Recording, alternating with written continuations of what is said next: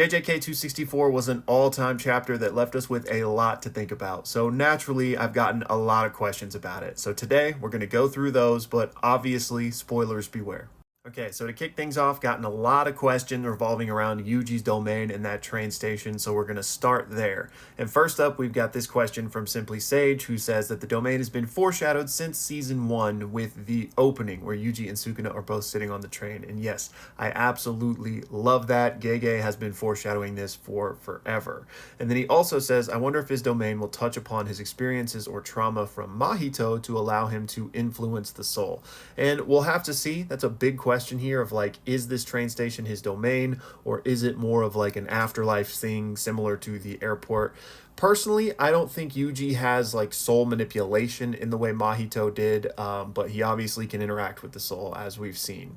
And then kind of following up on this, A Mayday says that because of the train being in the Season 1 opener, does that mean Gege was in close contact with the animators? And yes, I think so. It's not as if, you know, they called him for every single move, but Gege was definitely in connection with them as they've been making the anime, so I would assume he kind of gave them some artistic direction on what the opener should look like, or at least influenced parts of it. I have no doubt in my mind that like he's responsible for that train scene being in there like that. And then another question, he says, how did Kenjaku know Itadori would eat the first finger? Is that another coincidence? And I think Kenjaku was absolutely pulling the strings. I think I have a video even talking about how he might have influenced that very first finger getting near the school, but as we do know, Yuji was born with a finger inside of him as well. But yes, I do think Kenjaku influenced him eating the first one we actually see him eat. Next, Aaron says the train station is probably Yuji having just taken out himself and Sukuna, and this is a definite possibility, and I think I might even be leaning more towards that than it being his domain expansion, but I will be putting out a video going more in depth on that, hopefully today, maybe tomorrow. Next up, we got this question from Gusta, and it's long, so y'all pause to read the whole thing if you'd like, but he's wondering if Yuji has some sort of hidden memory technique due to how we've seen weird circumstances with that several times in the manga. And I will say that, yes, Todo and Choso both had that, but Junpei wasn't the same thing. Season 1's opener had the kind of fake out with Junpei being a student, but in the manga, it was just a singular cover page where it showed Junpei as a student, and it was what if. And I think that was just representative of Junpei, like, briefly thinking about that when Yuji offered him that path. I don't think it was implanted memories in the same way with Todo and Choso. But that being said, we know why Choso had that moment, and while Todo's is very similar, Gege did say they weren't connected, but maybe he was lying as to not reveal anything. But for my money, I don't think Yuji has a hidden memory altering technique. I don't think he had a technique because Gojo, with his 6 eyes, said he didn't at the start of the manga. So could there be something more there, and could we get that fleshed out with whatever's happening with Sukuna in this train station? Yes, but I don't think the answer to it is that it's a hidden memory technique, so we'll just have to see. Next up from Zay, we got a question on all these same things. Could this be related to the fake memory stuff? Could this train station be his domain and just be, you know, exploring that? And again, for now, I'm leaning towards the train station actually not even being his domain, but I do think the train station could be exploring memories. And I even talked about this in my previous video where I think that, you know, maybe Yuji and Sukuna are about to go explore Sukuna's past or something like that. But in that case, I don't think they'd be fake memories. And again, I'm going to put out a video maybe diving deeper into these ideas, so be on the lookout for that. Next up, we got this question from Michael on these very same ideas, so y'all pause to read it. And again, I don't think that this is his domain, therefore his technique tied to these memories or anything. Instead, I'm leaning towards it being more of like an airport scene with Gojo. But that being said, I do think what you describe here is basically what's going to happen. Yuji and Sukuna will go on this train and probably revisit or have some sort of character exploration here that will fill in some of our gaps and maybe lead to some sort of ultimate conflict. I don't know, just resolution in some form, right? So we'll have to see. And by the way, I could be completely wrong. This could be the domain and it could have ties to the memory and the soul and stuff, but I'm rather thinking that, you know, likely Yuji maybe did his domain with the slashes or whatever it may be entailed, and that did now put them in this train station a la the Gojo airport situation. But again, video coming soon explaining more of my thought process there. Next up, this question from Brian on Yuji's domain wants to know if the sure hit effect will work similarly to Mahito's sure hit effect, especially considering that iconic moment of I'm you. Could that have been even more deep and meaningful than we realized at the time? And so I certainly think that I'm you moment has only gotten like more interesting as time goes on, because there's obviously similarities between Mahito and Yuji, especially their, nuance with the soul. But that being said, I still don't think that means that Yuji's technique or sure hit will do anything similar to Mahito's. I don't think he can like literally manipulate the soul and morph it in that way or anything, but there's obviously parallels there. Next up, Isaiah asks, is Hikari operating the train in Yuji's domain expansion? And no, but man, I wish, because I'm starting to worry about bro. Like, where is he? That's one of the reasons I don't think we're about to just like completely wrap this up in this moment, because there's still like too many things out there that I think will have an impact. So, maybe we'll see him soon. Next up, we got two questions from Malthazar, and it's a long one, so y'all pause to read the whole thing. But this first one deals with the question of why now for the domain expansion from Yuji? Like, why did he wait at this point? And personally, I don't think he did wait. I think he only now fully unlocked it and realized how to use it.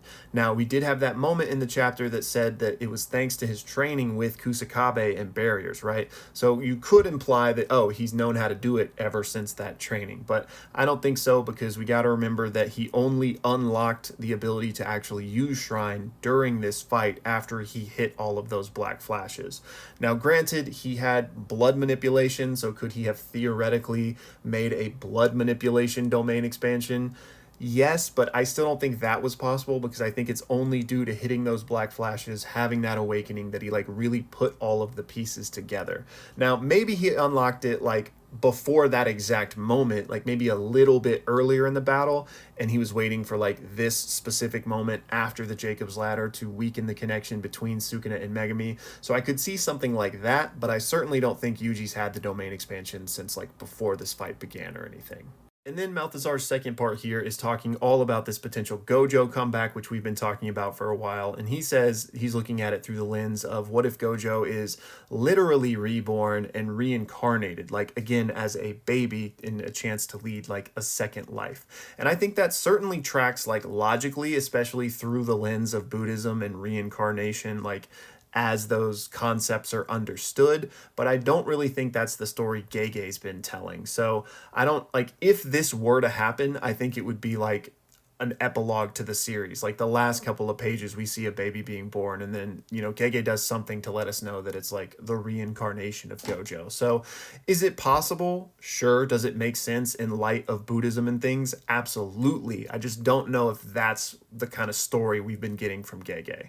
All right, next up, we got a couple questions from Red and from Michael here about the Maitreya. And if you're unfamiliar with the term Maitreya, then you need to go watch my previous video talking about this chapter and Yuji and his domain expansion, because we dive deep into Buddhism and some symbolism that Gege is leaning heavily on for this entire manga, really. But to put it very simply, the Maitreya is essentially the next coming of the Buddha. And in JJK, Gojo obviously had the Buddha parallels. As he's passed away, the next savior would be the Maitreya. So in my previous video, I talk about a couple of possibilities of who this may be in JJK, but both Red and Matthew bring up, what if it's Yuta? And I think this does fit like a nice glove here, because the Maitreya is like the god of love, and, well, not the god of love, but they're all about like love and stuff, and love is obviously ingrained into Yuta's character. The Rika curse, love is the greatest of them all. Plus, Yuta is quite literally in Gojo's body right now. He's in the previous Buddha, so he, in a way, would be the next coming of the Buddha, right? So, yes, I love this idea. I do think it fits, but I don't think it has to be Yuta, because we have seen him kind of stumble and fall quite literally. Now, that doesn't mean he can't get back up and like fully realize himself, but I do think there are avenues for other Maitreya to appear as well. And we might not even get a Maitreya. Gege might not be literally like going one-to-one with all of these Buddhist scriptures. That's not the right word, but you guys get it. In any case, though, love the idea, and I do think it would fit really well. Next up, Colby says, did Sukuna cut your face in 264 too? Referencing the bandages I had on yesterday in my videos. And no, I'm completely fine, as you can see. If you're looking for more of an explanation there, then go check out my video on the Discord server lore. You'll understand after that. All right, next up, we got three questions that kind of go hand in hand, so we're going to go through these one by one, starting with this one from Jacob, who wants to know my thoughts on why Sukuna is able to jump in midair, the same way Maki can. And I think you've hit the nail on the head. It's definitely a direct comparison to the same sensory perception that a heavenly restriction person has. And in some of my older videos have even theorized about like Sukuna kind of having a heavenly restriction along with his curse technique. Now, I don't know if he literally has one, but I think we've gotten a few examples now of him doing very similar feats. Even when he went head to head with Maki, they were both jumping on the air. So yes, I think he's doing the same thing. And that leads us into our next question from Isaiah here, who asks why Sukuna punched the ground to make those rocks to jump off of when he can jump off the air. And so I think it was simply a matter of getting the quickest and most concise path up, because yes, Sukuna can air jump, but I don't think that means he can literally jump everywhere, anywhere, and take the direct path he wants to, because at that point you can just fly, right? So I think he made the rock path to give him like the direct line he needed to go straight up to Hannah and get to her as soon as possible. So I think he theoretically could have found places in the air to jump off of, but it might have been like, I gotta go over here, then over there, then over here, if that makes sense. That's at least how I'm understanding it. And finally, Antoine down here wants to know why I don't view that moment as an ass pull. The fact that Sukuna was able to once again tank the Jacob's Ladder and get up there and deal with Angel. And so the first thing I want to say is that I don't have an issue with anybody who is frustrated by this or does view it as an ass pull. It's a subjective experience at the end of the day reading these stories. We all have our different interpretations and feelings of it. So I think that's totally fine. But personally, I don't view it as an ass pull, and I didn't have a problem with it, mostly because of how everything is played up to this point. We got to remember that Sukuna has been hit with two Jacob's Ladders before this, and one being a sure hit effect in a domain that was extremely powerful, and he made it through both of those as well. And this one was explicitly stated to be weaker. Gege made a mention of how Hannah and Angel's output wasn't what it used to be. So all of these factors combined, I just didn't expect this Jacob's Ladder to be the thing to defeat Sukuna. So when he made it through it, I wasn't surprised. And, you know, he did basically instantly with the whole rock thing just get up there as soon as possible to take it down. And I think the moment served as a silver platter to set up Yuji's triumphant moment with the domain expansion. The Jacob's Ladder maybe pushed the, splitting of Yuji and Sukuna's soul just that much more to really set Yuji up. Because, like we saw the last time Yuta used Jacob's Ladder, that directly preceded Yuji interfacing with Megami in the innate domain. So once again, it's kind of setting up Yuji for his big moment. So again, to round this out, I genuinely do not have an issue with people that are frustrated by this. I get it where they're coming from, but I just haven't had that same frustration. Next up, Clark wants to know if Yuji in 264 could beat Yuta or Yuta Gojo, and by what diff. And this is tough, but honestly, I don't think so, because definitely not in Gota's body, because we know that Yuji, even though he's rough with the Gojo abilities, still is able to use the domain expansion, and it still was able to directly match the refinement of Sukuna's domain. So I have to imagine that Gojo's domain is just far more refined than Yuji's, who just unlocked it. So Gota definitely beats Yuji, I believe. And then Yuta beating Yuji is tough. I would just assume that Yuta's domain on its own would probably be more refined than Yuji's, and he would just win the clash. But I do think Yuji could potentially win, and it would be tough. But also we got to throw in Rika, and that's going to be a problem. So at this point, until we see more, because we don't even really know what Yuji's domain does still, I'm probably giving the edge to Yuta as well. But high diff. Next up, Basayo wants to know when I think Sukuna will reveal his Haiten, his other weapon that we know he had back in the Heian era.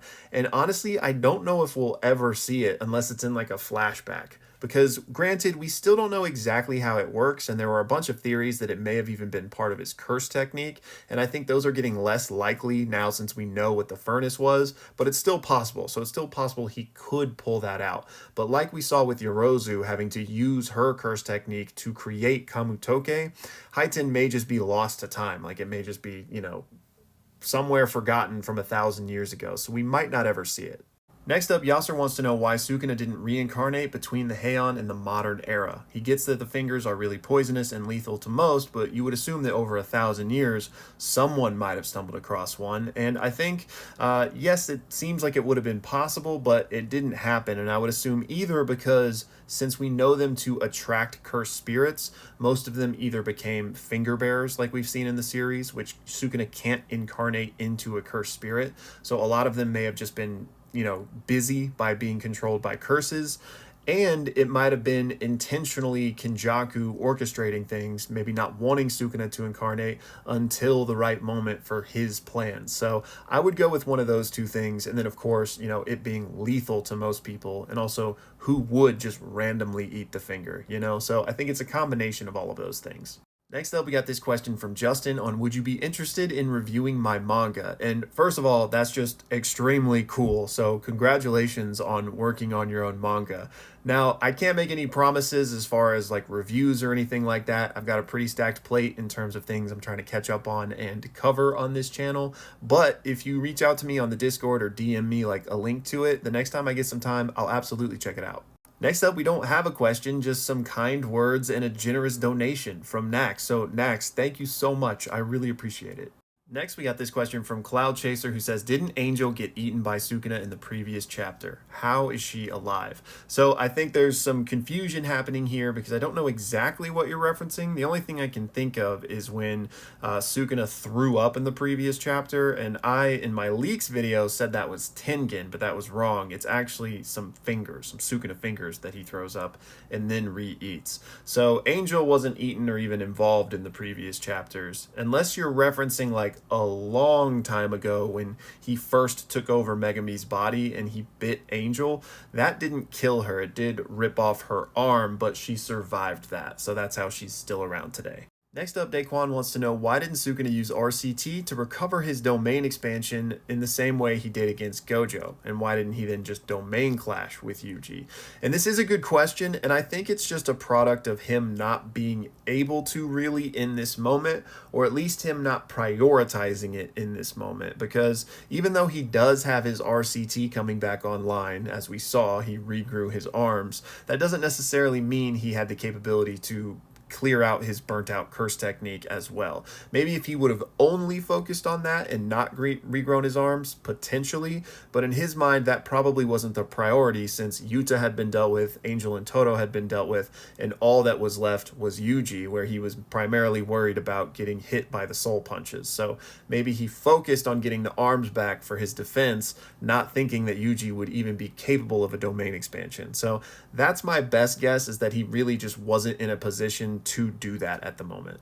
And speaking of domain expansions, next we got this question from Art of Legion who wants to know if I think it's necessary for Gojo to use his right hand to activate the domain. Could he use his left hand? And for Gojo specifically, yes, I think he's capable of using his left hand just because he's Gojo, right? I would imagine that's something he's probably practiced or developed, but like the right hand is the main way he does it or the more natural way he does it. But I just don't think that because you have a one-handed domain sign, that doesn't automatically mean you could switch hands. I feel like it would be something you needed to develop and master. Similarly to how we saw Sukuna switch up his domain and use one hand and kind of find the new pathway to it. I think a right hand versus a left hand would be like slightly different pathways. So not just everyone would be able to, be ambidextrous in that way. But Gojo, I bet so. And then I got this question from Perry, which was on my video where I talked about black flashes and specifically that I thought Maharaga would be capable of one. He says, if a Shikigami hits one, do I think that they would get the benefits or that would reflect on the user somehow? And again, using Maharaga as the example here, because I'm not sure what other Shikigami would necessarily be able to, I think Maharaga would get the benefits and Megami wouldn't. And then if Maharaga died after hitting a black flash, I don't think that would like enhance the totality necessarily necessarily. I think it would be more so just in the flow of the moment, Maharaga himself would be stronger after hitting a Black Flash. And finally, KTS is asking for the ever elusive leg reveal, manganimist's deepest, darkest secret. But you know what, bro? I got you. So don't even worry about it. But hey, eyes up here, all right? And y'all, that's going to do it for this one. Thank you guys so much for all of the questions and the support. I really appreciate it. And let me know if you guys mess with these like longer videos where I cover more questions. Do y'all prefer that, or would you prefer me to make shorter videos but just more? So let me know that down in the comments. And as always, thank you so much for watching.